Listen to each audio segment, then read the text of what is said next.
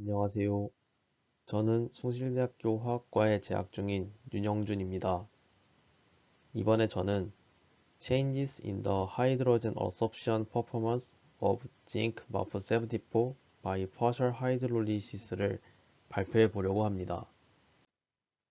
먼저 MAP란 메탈 오가닉 프레임워크의 약자로 금속 이온과 링커라고 불리는 오가닉 리간드가 배이된 물질을 뜻합니다. 마프의 대표적인 특징으로는 large surface area를 가지고 있으며 가스와 리퀴드를 어섭션하는 특성을 가집니다.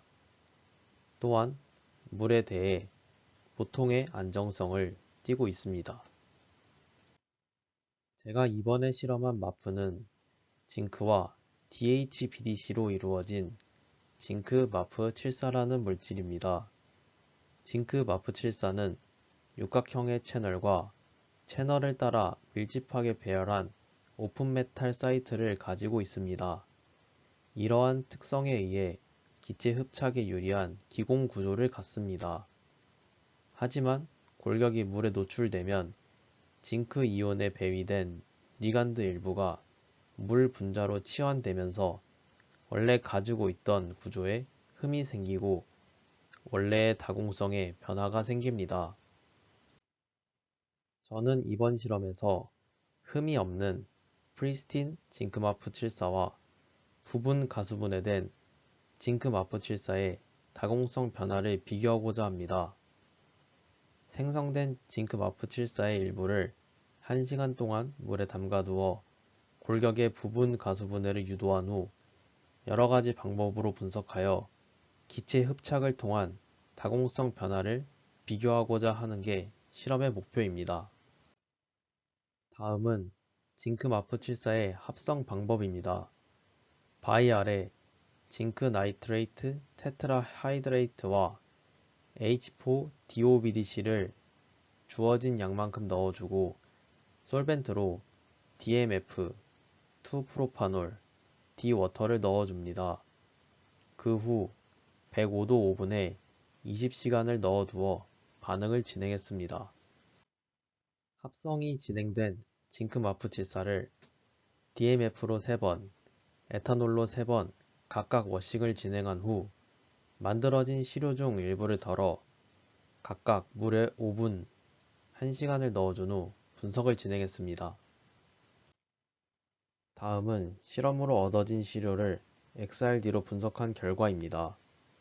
그림을 보시면 아래의 검은 그래프가 징크마프74의 XRD 시뮬레이티드 패턴으로 이것과 비교했을 때 피크의 위치가 같으므로 생성된 징크마프 74들의 구조 자체는 동일하다는 것을 알 수 있습니다. 하지만 피크의 상대적인 인텐시티 비율이 바뀐 것을 확인할 수 있었고 이것으로 보아 코오디네이션된 솔벤트의 종류가 피크의 인텐시티에 영향을 끼칠 수 있음을 확인할 수 있었습니다. 따라서 물에 오래 담궈둘수록 징크마프 74의 결정 구조가 바뀌는 것을 알 수 있었습니다. 분홍색의 데이터는 150도에서 12시간 액티베이션과 기체 흡착을 진행한 후의 XRD 데이터입니다. 액티베이션한 후 흡착을 진행을 해도 구조가 변하지 않았음을 확인할 수 있었습니다. 다음은 IR 스펙트라 데이터입니다. 위에 IR 스펙트라를 보면 두 시료 모두 약 3500대에서 H2O의 브로드한 피크를 관찰할 수 있었고 1600대의 빨간색 밴드 부분에서 DMF의 피크를 발견할 수 있었습니다. 또한 노란색 밴드의 두 피크는 1600대에서 나오는 것이 카복실레이트의 어시메트릭 피크, 1400대에서 나오는 것이 카복실레이트의 시메트릭 피크로 추정할 수 있었습니다. 또한 1250 부분의 파란색 밴드는 CO 단일 결합으로 나타나는 피크로 확인할 수 있었습니다. 이것으로 보아 시료의 구성 자체는 변하지 않았음을 확인할 수 있었습니다. 다음으로는 TGA입니다. 두 물질의 시료는 모두 진공 상태에서 완전히 건조시킨 후 진행했습니다. 두 시료 모두 약 300도까지 질량이 감소하는 것을 확인할 수 있었습니다. 이때 질량이 감소하는 이유는 징크 마프74의 포어와 오픈메탈 사이트의 불과 DMF가 열에 의해서 증발하면서 생기는 질량 감소입니다. 두 그래프에서 DOBDC4-와 레지듀로 남은 징크 옥사이드의 질량비를 통해 각각의 몰수비를 구할 수 있었습니다. 징크 마프74P가 징크와 DOBDC4-의 비율이 2.5대 1인 반면 징크 마프74H는 3대 1인 것을 확인할 수 있었습니다. 이것으로 보아 부분 가수분해로 인한 구조 변화로 징크 마프74의 채널에서 DOBDC4-가 떨어져 나가 베켄시가 생겼고, 이 베켄시로 인한 흡착 능력이 떨어졌다고 할 수 있습니다.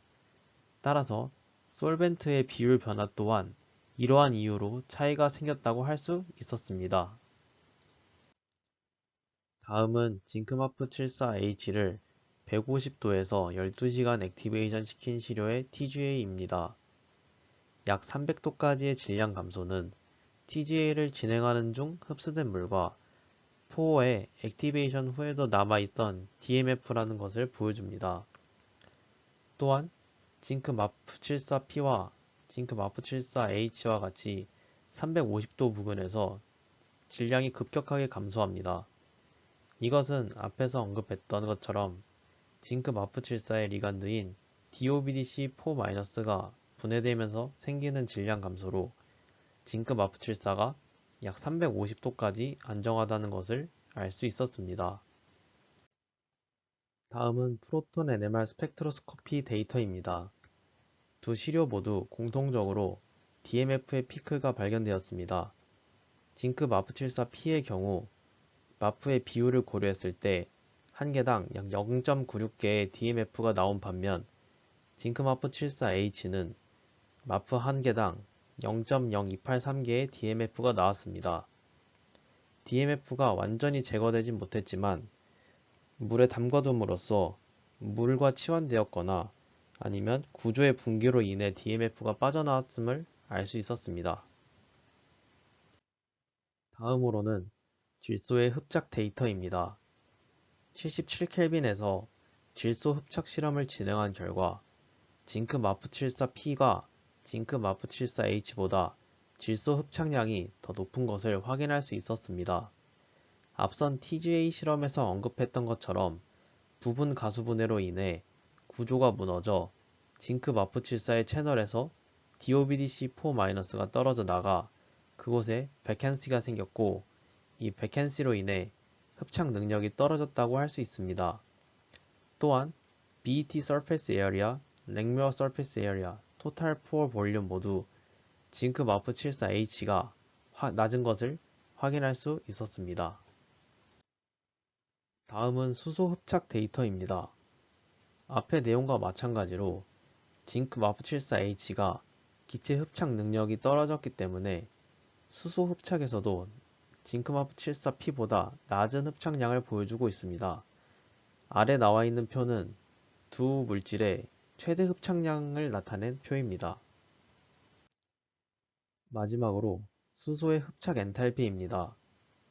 서로 다른 두 온도에서의 데이터와 위의 식인 BDR 이퀘이션을 이용해 서로 다른 BDR 코이피션트를 얻을 수 있었습니다. 위에서 얻은 BDR 코이피션트를 아래의 엔탈피식에 대입하여 흡착 엔탈피를 구할 수 있었습니다. 흡착 엔탈피를 통해 징크 마프74P보다 징크 마프74H의 엔탈피가 더 낮음을 확인할 수 있었습니다. 이번 실험을 요약하면 징크 마프74를 합성한 후 물에 시간 차이를 두어 담가 두었습니다. 그 후 여러가지 분석 실험을 통해 징크 마프74가 부분적으로 가수분해됨을 확인할 수 있었습니다. 또한 가수분해에 의해 구조가 파괴되고 기체 흡착 능력이 떨어짐을 확인할 수 있었습니다. 즉 이번 실험의 결론으로 징크 마프74는 물에 의해 부분 가수분해가 진행되고 구조가 파괴됨과 동시에 그 구조의 파괴는 기체 흡착력에도 영향을 주는 것을 확인할 수 있었습니다. 이상으로 발표를 마치겠습니다. 감사합니다.